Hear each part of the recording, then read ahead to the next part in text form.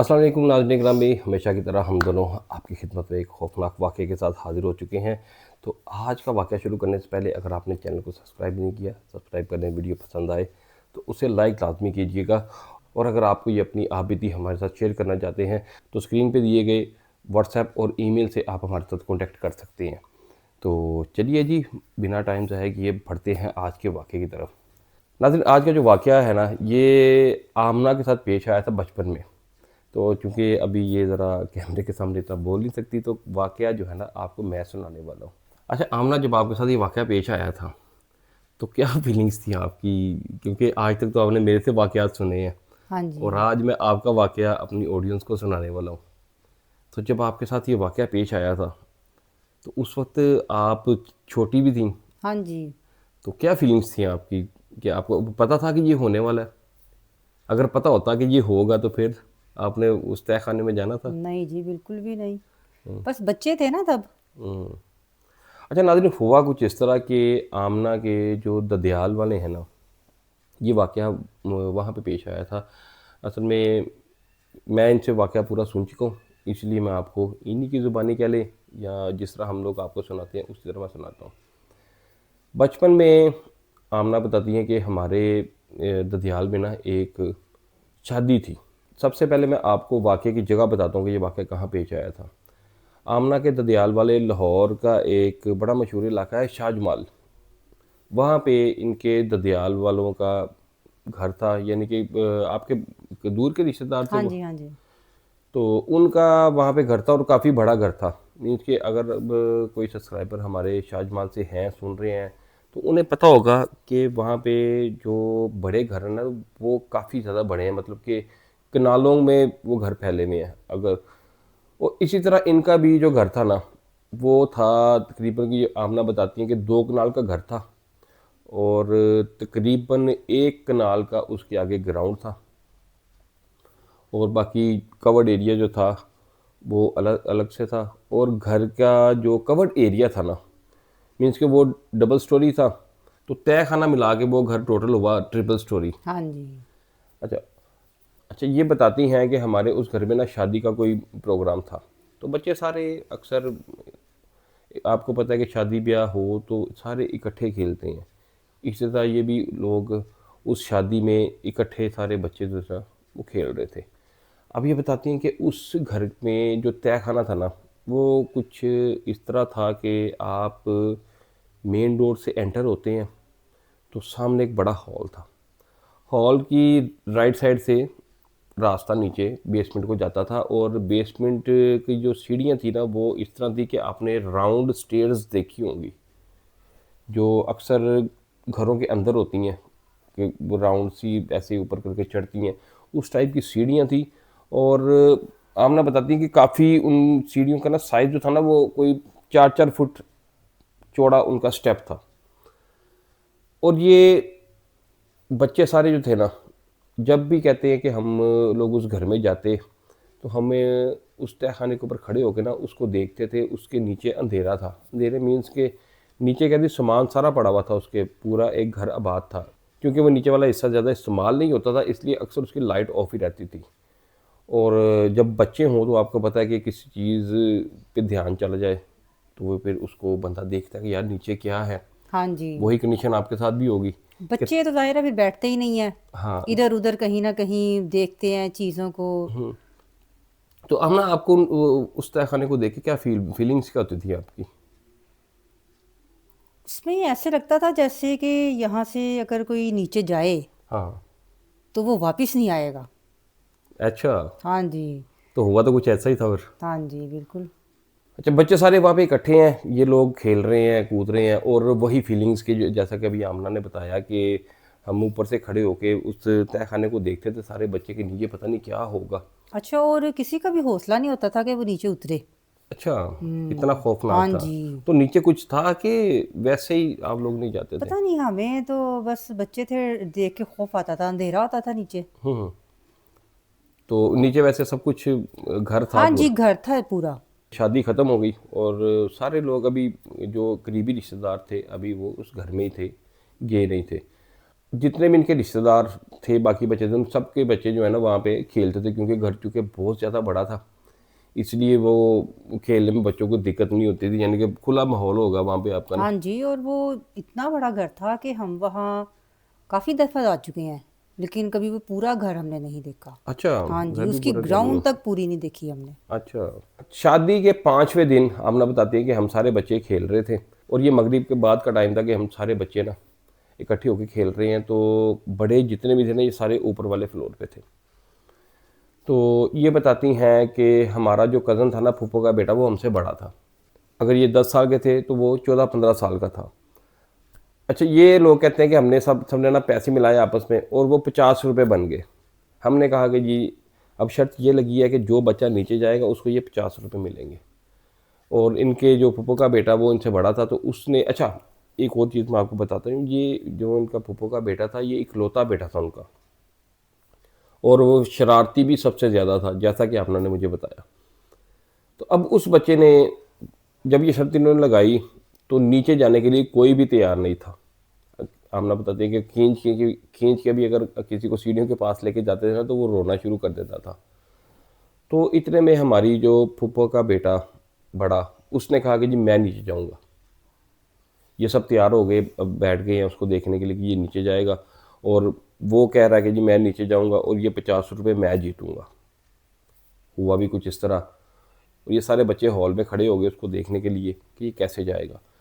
अब ये बताते हैं कि उसने नीचे उतरना शुरू किया, ना उसके पास कोई टॉर्च ना कुछ, ऐसी कोई चीज़ नहीं थी कि वो रोशनी करता, और शर्त ये भी थी कि नीचे बगैर लाइट के जाना है।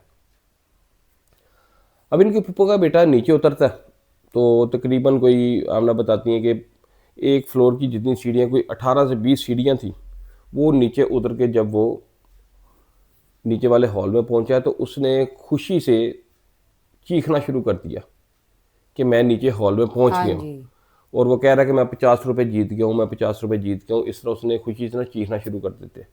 और अचानक आमना बताती हैं कि उसकी आवाज़ कट हो गई है, यानी कि जैसे कोई फिल्म चल रही है या कोई चीज़ चल रही है, उसको एकदम काट देती है, बिजली काट देती है तो एकदम बंद हो जाती है ना, इस तरह ये बताती हैं कि उसकी आवाज़ एकदम से बंद हो गई है। तो हम बच्चे समझे कि शायद वैसे चुप हो गया और या ऊपर आ रहा होगा, तो हम खड़े होकर उसका इंतज़ार कर रहे हैं कि ये ऊपर आएगा। तो 2 मिनट, 3 मिनट, 5 मिनट, 10 मिनट, जब वो ऊपर नहीं आया, तो इन्होंने शोर मचाना शुरू कर दिया, और सारे घर वाले इकट्ठे हो गए। नीचे आए, पूछा क्या हुआ है, तो इन्होंने बताया कि अहमद नीचे, उसका नाम अहमद था, मैं आपको नाम बताना उसका भूल गया हूँ। आमना कहती कि सबने बताया कि अहमद जो था ना, वो नीचे गया और वापस नहीं आया। अच्छा, उस वक्त ये बताती हैं कि घर में ना हमारे सिर्फ 2 चचा मौजूद थे और बाकी औरतें थीं। इसके चचा जल्दी से नीचे गए, इन्होंने जाके लाइट ऑन की, पीछे औरतें भी, घर वाले सारे नीचे उतर गए, जाके देखा, उस बच्चे को ढूंढना शुरू किया। अब वो बच्चा नहीं मिल रहा। अब ना आप उतनी थी उस वक्त नीचे? नहीं, आप नहीं गई थी? मैं तब भी नहीं गई। आप तब भी नहीं, हाँ आपने जी। फिर भी नहीं देखा नीचे जाके? ओह हो, नाज़रीन, ये बताती हैं कि नीचे अहमद नहीं मिल रहा। बेसमेंट का आपको थोड़ा सा स्केच बताऊं कि वहाँ पे नीचे 2 कमरे थे और एक बड़ा हॉल था, और एक तरफ उसकी किचन था नीचे बना हुआ, वहाँ पे डाइनिंग टेबल पड़ी हुई थी। अब ये आमना बताते हैं कि मेरे चचा ने देखा कि डाइनिंग टेबल की तरफ ना कोई गीला निशान जा रहा है, यानी कि जिस तरह के आप कह लें कि एक कपड़ा होता है जिसके साथ ज़मीन पे पोंछा लगाते हैं, तो वो अगर गीला करके खींचा जाए ना, तो वो एक निशान लगाता हुआ जाएगा। इसी तरह कहती हैं कि निशान जो था ना, जा रहा था किचन की डाइनिंग टेबल वाली साइड पे। तो इन्होंने वहाँ पे जाके देखा, तो अहमद जो था ना, डाइनिंग टेबल के नीचे बेहोश पड़ा हुआ था। खैर उसको बाहर निकाला और उसको ऊपर लेके आए, सारे बच्चे एकदम खप पड़ गई, सब शोर मच गया कि अहमद को बेहोश हो गया। ये कहते हैं उसको ऊपर लेके आए, बेड पर आगे लिटाया, उसको होश में लेके आए, तो उससे पूछा कि तुम वहाँ पे क्या कर रहे थे? अहमद बताता है, अच्छा अब जो यहाँ पे जो अहमद ने बताया ना, वो सुनने वाला है। अहमद ने अपने मामू को, यानी कि आमना के चचा और उसके मामू लगे, उसने बताया कि हम लोगों ने शर्त लगाई और मैं नीचे जाके इनको मैंने दिखाया कि मैं बेसमेंट में पहुँच गया हूँ। कहते जैसे ही मैं बेसमेंट में पहुँचा हूँ, मैंने वहाँ पे शोर मचाना शुरू किया खुशी से कि मैं यहाँ पे पहुँच गया हूँ। इतने में अहमद कहता है कि ऊपर जिन सीढ़ियों से मैं उतर के आया था ना, उसके साथ मैंने देखा ऊपर से रोशनी जो है ना वो थोड़ी सी अंदर आ रही थी। कहता मैंने वहाँ पे देखा कि काले कपड़ों में वहाँ पे कोई बैठा हुआ है, और जैसे ही मेरा ध्यान उस पे पड़ा है, उस काले कपड़ों वाली चीज़ ने मेरे ऊपर छलांग लगा दी है। और जैसे उसने मेरे मेरे ऊपर छलांग लगाई तो उसके बाद मुझे नहीं पता क्या हुआ। ऐसे ही हुआ हमने हाँ जी, बिल्कुल। जो आपने सुना था। हाँ जी। अहमद कहता है कि मैं बेहोश हो गिर पड़ा हूँ, और मुझे नहीं उसके बाद पता कि मैं कहाँ से मिला हूँ। खैर, बड़े थे, वो समझे कि शायद बच्चा है, डर गया होगा, गिर गया होगा, या किसी चीज़ से डर के वहाँ पे डाइनिंग टेबल के नीचे जाके ये छुप गया और किसी वजह से बेहोश हो गया होगा। लेकिन यहाँ पे मैं आपको एक चीज़ बताता हूँ कि जो नीचे पानी देखा गया था ना, जो घिसटता हुआ डाइनिंग टेबल की तरफ जा रहा था, वो अहमद का पेशाब निकल गया था। ऐसे था ना, हाँ जी। वो डर के मारे जब गिरा है तो उसका छोटा होने की वजह से डर के मारे या जिस तरह भी उसका पेशाब निकला, और कोई चीज़ उसको घसीटती हुई लेके गई है डाइनिंग टेबल के नीचे। खैर, उसको नीचे ऊपर ले आए, ला के उसको अब मना किया बच्चों को कि आप लोगों ने अब किसी ने नीचे नहीं जाना। अगले दिन आमना बताती हैं कि वहाँ पे सब लोग अपने अपने घरों को जाने, जो बाकी मेहमान थे वो भी अपने घरों को चले गए, ये लोग अपने घर आ गए। अहमद वगैरह जो उनकी फूफो का बेटा है, यानी कि वो अपनी नानी की तरफ आया हुआ था, और ये अपने ददियाल की तरफ थे, वो भी घर चले गए। अब यहाँ से जो वाक़या शुरू हुआ ना, वो शुरू हुआ है अहमद के घर से। अहमद घर चला जाता अपने, और जाके ना उसकी तबीयत जो है ना वो 5-6 दिन ये बताते हैं कि उसको बुखार रहा। उसके बाद बुखार चढ़ने के बाद अहमद की जो तबीयत थी ना वो अजीब सी होना शुरू हो गई, और उसकी अम्मी जो थी ना उसको अपने साथ सुलाती थी। एक दिन वो बताती हैं कि रात को कोई 12-1 बजे का टाइम होगा, तो मेरा हाथ लगा बेड पे, तो अहमद नहीं था। अहमद की अम्मी ने कहा कि मैं जल्दी से उठी हूँ घबरा के, मैंने देखा कि कहाँ गया है। अहमद की अम्मी कहती है मैंने उसे ढूंढना शुरू किया तो अहमद किचन में था, क्योंकि किचन की लाइट जल रही थी।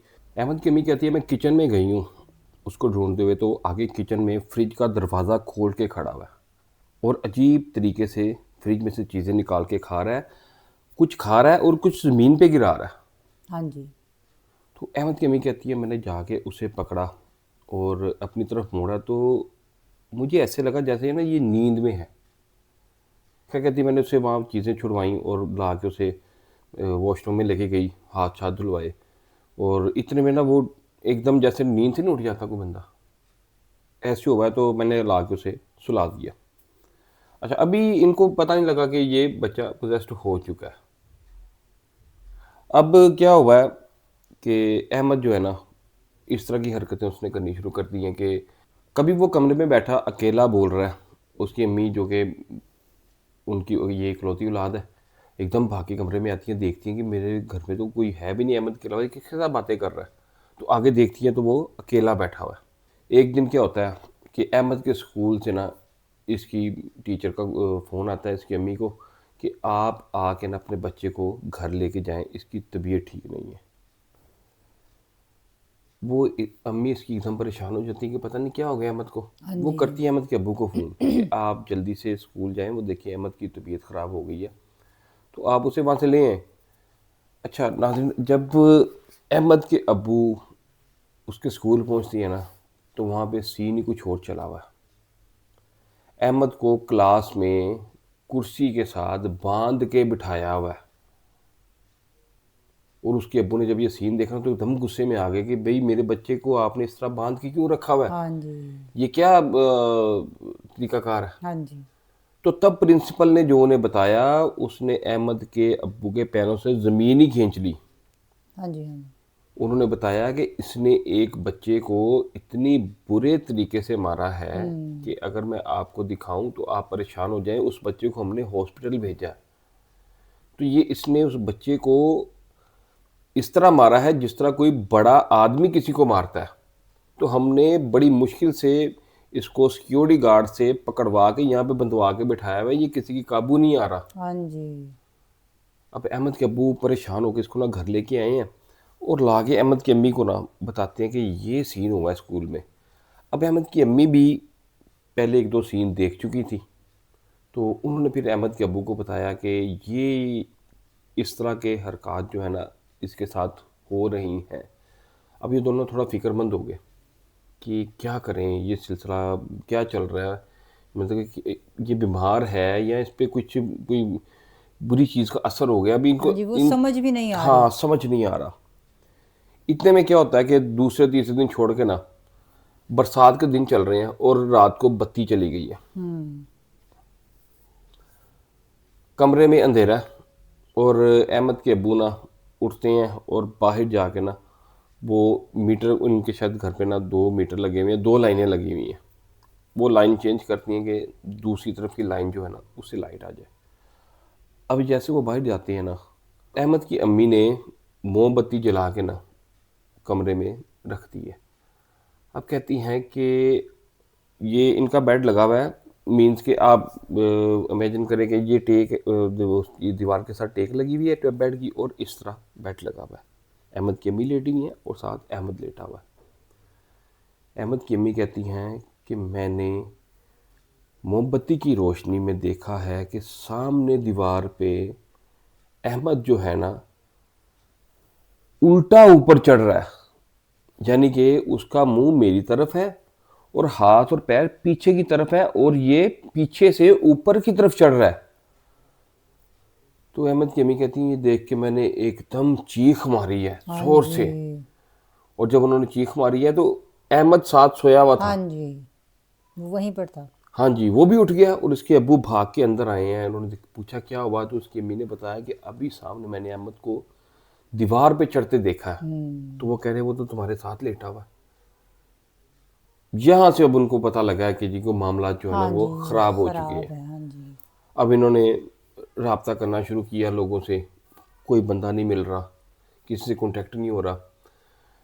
इतने में क्या होता है आमना कि जैसे मैं आपको बता चुका हूँ कि ये बरसात के दिन चल रहे थे, और एक दिन फिर रात को इनकी लाइट जाती है। हम्म। बरसात में आपको पता है अक्सर लाइट जो है ना वो हाँ ख़राब ही जी, रहती है। खराब रहती है बारिश की वजह तो से। नाज़रीन रात के टाइम इनकी लाइट जाती है, तो अहमद के अब्बू रूटीन में उठते हैं कि मैं लाइट को चेंज कर दूं, लेकिन उस दिन बदकिस्मती से दूसरी लाइन भी नहीं आ रही। इन्होंने क्या किया, ये छत पे जाके चार पहियाँ बिछा के ना तो लेट गए। अब अहमद वगैरह की छत पे ना एक वॉशरूम है जो ये आम इस्तेमाल के लिए रखा हुआ है कि अगर कोई छत पे हो तो वो उसको इस्तेमाल कर ले। हम्म। तो वैसे वॉशरूम जो है ना वो नीचे ही है, एक छत पे अक्सर लोगों ने बनाया होता है। हाँ जी। अब अहमद की अम्मी कहती हैं अहमद और मैं सोए हुए हैं, और रात को कोई 12-1 बजे कह लें कि मेरी आंख खुलती है, तो अहमद जो है ना वो मेरे साथ नहीं लेटा हुआ। हम्म। कहती मैं फ़ौरन घबरा के उठी हूँ, तो मैंने देखा है कि सामने मेरे वॉशरूम है, अहमद वॉशरूम के बाहर खड़ा हुआ है। और चूंकि मैं आपको पहले बता चुका हूँ कि बरसात के दिन चल रहे थे, तो बरसात में एकदम बादल होते हैं और एकदम बादल साफ़ हो जाते हैं। हम्म। कि अम्मी कहती है कि रात को ना बादल साफ़ हो चुका था और चांद की रोशनी थी। मैंने उसमें देखा है कि अहमद वॉशरूम के सामने खड़ा हुआ है, और वॉशरूम का दरवाज़ा कह लें कि जिस तरह आपने कभी देखा होगा कि हमें वॉशरूम में से किसी चीज़ की ज़रूरत पड़े तो हम दरवाज़ा खोल के बाहर मुंह निकाल के किसी को कह देते हैं फ़लाँ चीज़ हाँ जी। पकड़ा हाँ दो। जी। हाँ जी। उस तरह कहते हैं कि वॉशरूम का दरवाज़ा खुला हुआ है और अंदर से एक सर बाहर आया हुआ है। हम्म। अहमद उसके साथ बातें कर रहा है, हम्म। और अहमद की अम्मी कहती है मैंने जैसे ही उसे देखा तो मैं चीख मार के उठी हूँ, अहमद की तरफ भागी हूँ, हाँ जी। और जैसे ही मैं अहमद के पास पहुंची हूँ वो बेहोश होकर ज़मीन पे गिर गया, और एकदम धड़म से दरवाज़ा बंद हुआ है वॉशरूम का, और वो गर्दन जो बाहर निकली हुई थी, एक भयानक किस्म की शक्ल थी वो, हम्म। एकदम वो अंदर, और दरवाज़ा बंद हो गया। दरवाजा बंद हो गया। हाँ जी। इतने में अहमद के अब्बू उठ के आए हैं, मैंने उन्हें बताया कि ये कुछ हुआ है, तो उन्होंने हम्म। फ़ौरन दरवाज़ा खोला वॉशरूम का, देखा अंदर कुछ भी नहीं हाँ था। जी। अब ये नाजरीन बेचारे ढूंढ रहे हैं कि कोई बंदा इस तरह का मिल जाए कि जिससे हमारे बच्चों को आराम आ जाए। तो इतने में अहमद के अब्बू ने अपने एक दोस्त से बात की कि ये मसला चल रहा है मेरे साथ। उन्होंने अहमद के अब्बू को बताया कि कराची में फ़लाँ फ़लाँ जगह सदर में एक बाबा जी बैठती हैं जो इसका इलाज कर सकते हैं। हम्म। तो ये लोग फिर अहमद को लेके उन बाबा जी के पास गए। उन्होंने तकरीबन कोई 1 हफ़्ता अहमद को कराची में रखा। वहाँ पे इन्होंने किसी होटल वगैरह में रिहाइश की और 1 हफ़्ता बाकायदा बाबा जी जो है ना अहमद का इलाज करते रहे। और उस 1 हफ़्ते के दौरान मुख्तलिफ़ किस्म के वाक़यात इनके साथ पेश आते रहे। होटल के कमरे में एक दिन रात को क्या होता है कि अहमद, दूसरा या तीसरा दिन है इनका होटल में, तो अहमद की अम्मी ने रात को इसको सेब काट के दिए और छुरी उठाना वहाँ से भूल गई। उस रात को अहमद ने उस छुरी से अपनी अम्मी के ऊपर वार किया, जो कि इसके अब्बू ने आगे बढ़ के उसको पकड़ लिया और बड़ी मुश्किल से काबू करके हाँ इसको जी। इन्होंने बांध के सुलाया। दूसरे दिन ये बाबा जी के पास लेके गए, उन्होंने इस पे दम वगैरह करना शुरू किया, तो वो चीज़ जो थी अहमद पे वहाँ पे हाजिर हुई। उन्होंने पूछा कि तुम कौन हो, क्यों इस बच्चे को तंग कर रहे हो? तो उसने बताया कि मैं उस तय खाने में रहता हूँ हाँ जी। जहाँ पे इसने पेशाब किया था। और अब पेशाब नाज़रीन इसने कैसे किया था कि उसने उस चीज़ को अपने ऊपर गिरते हुए देखा, इसका पेशाब निकला और जिस जगह पे इसका पेशाब निकला उसी जगह पे उस चीज़ का घर था या बसेरा था, जो भी था, हाँ जी। वो वहीं पे रहता था। लेकिन अब वो तो बच्चा था ना, वो हम तो ना डर बच्चा गया। होने हाँ की तो जी। एक अलग चीज़ है ना, वो तो गिर के बेहोश हो गया, उसका तो डर के मारे पेशाब हाँ निकल गया जी, ना। डर के निकल गया। लेकिन उस चीज़ ने उस पर कब्जा इसलिए कर लिया कि अब वो समझ रहा है कि इसने जान के यहाँ पे मेरी जगह को गंदा हाँ किया। जी। हाँ जी। और वो एक जिन था जिसने अहमद पे कब्जा कर लिया था। हाँ जी। और उसने बताया कि ये इस तरह का मामला जो इसने पेशाब किया, तो उसकी वजह से मैंने इसको सज़ा के तौर पे मैं इसके अंदर दाखिल हो चुका हूँ। खैर बाबा जी ने अपनी रूहानी ताकतों से अहमद का उस जिन से छुटकारा हासिल करवाया और इनको कहा कि इसको आपने तकरीबन 1 माह तक अकेले नहीं छोड़ना, नहीं तो ये जिन दोबारा इस पे अटैक कर सकता है। हाँ जी, बच्चा है ना। बच्चा था वो। तो उसके बाद नाज़रीन तकरीबन 1 माह उसके वालिदैन ने उनकी काफ़ी केयर की और उसके बाद अब आमना बताती है कि अहमद बड़ा हो चुका है और वो बिल्कुल ठीक है। हाँ जी। तो ये था जी नाज़रीन आज का वाक़या। उम्मीद करता हूँ आपको पसंद आया होगा। पसंद आए तो शेयर, लाइक, सब्सक्राइब कीजिएगा। चैनल की सपोर्टिंग के लिए चैनल को सब्सक्राइब करना हरगिज़ मत भूलिएगा। और अगर आप अपना कोई वाक़या या अपनी आप बीती को हमें सेंड करना चाहते हैं तो स्क्रीन पे दिए गए व्हाट्सएप और ईमेल पे आप हमें अपना वाक़या जो है ना वो सेंड कर सकते हैं। अपना ख्याल रखिएगा, हमें दुआओं में याद रखिएगा। अल्लाह हाफ़िज़।